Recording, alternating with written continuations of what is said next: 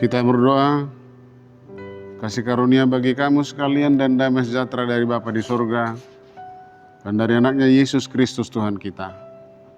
Amin. Firman Tuhan yang meneguhkan kita, mengawali setiap pekerjaan kita di pagi hari ini dari Yosua pasal 3 ayat 5. Demikian firman Tuhan. Berkatalah Yosua kepada bangsa itu, kuduskanlah dirimu, sebab besok Tuhan akan melakukan perbuatan ajaib di antara kamu. Bahwa besok Tuhan akan melakukan perbuatan ajaib di antara kamu.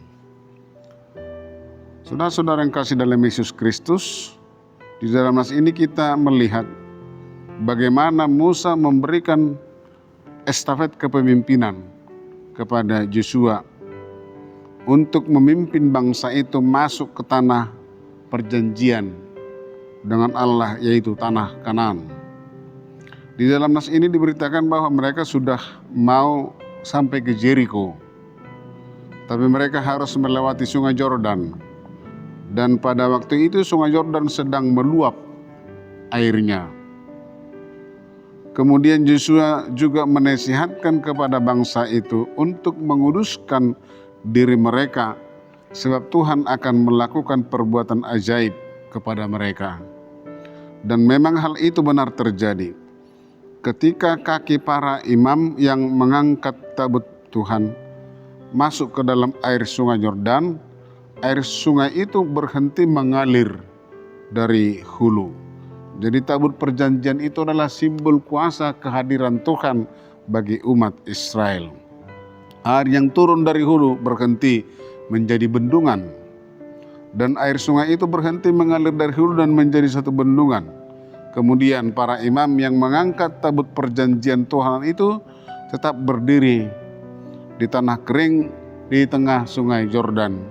Sementara seluruh orang Israel menyeberang di tanah kering itu sampai seluruh bangsa Israel itu selesai menyeberangi sungai Yordan. Itu bisa kita lihat dalam ayat 17.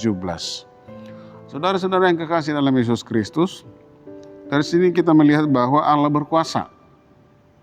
Allah benar-benar menunjukkan kuasanya. Sama seperti Dia menyertai Musa dan bangsanya, demikian juga Allah menyertai Yosua dan bangsanya. Dan demikian juga Tuhan Allah Bapa menyertai kita.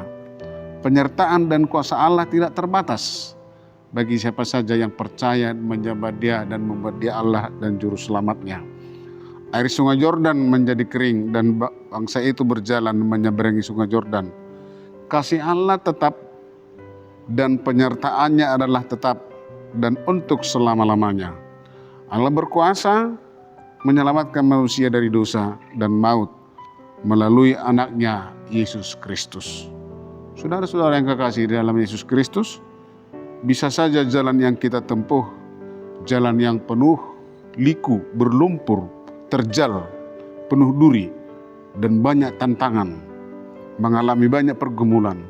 Tetapi sama seperti Allah menyertai umatnya, demikian juga Tuhan akan menyertai kita.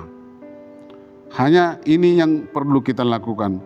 Tetaplah menjadi kekudusan itu, karena Tuhan kita yang maha kudus. Mari juga menjaga kekudusan Allah melalui sikap dan perilaku kita yang baik. Sebab itulah yang dikehendaki Tuhan Allah dari kita. Percayalah kepadanya di dalam hidup kita. Turutilah apa yang diperintahkan oleh Tuhan melalui para hamba-hambanya seperti dalam nats ini.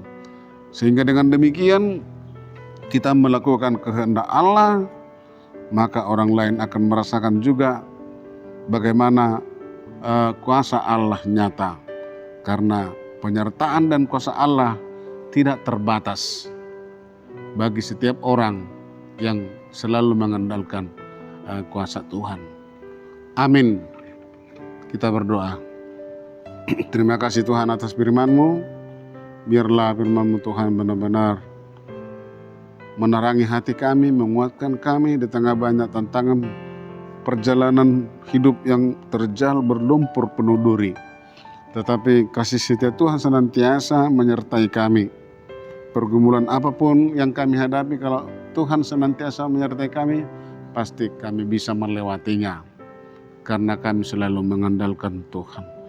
Terima kasih Tuhan, karena perbuatan Tuhan selalu baru dan ajaib di tengah-tengah kehidupan kami.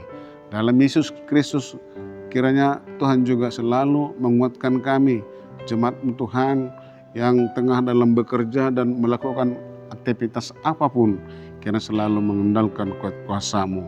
Sebab melalui kuasa-Mu itu Tuhan, jemaat boleh merasakan hal-hal yang ajaib, perbuatan ajaib yang kami rasakan di dalam perjalanan kehidupan kami. Karena kami mengandalkan kuasa Tuhan. Terima kasih Tuhan. Dalam Yesus Kristus kami berdoa. Amin.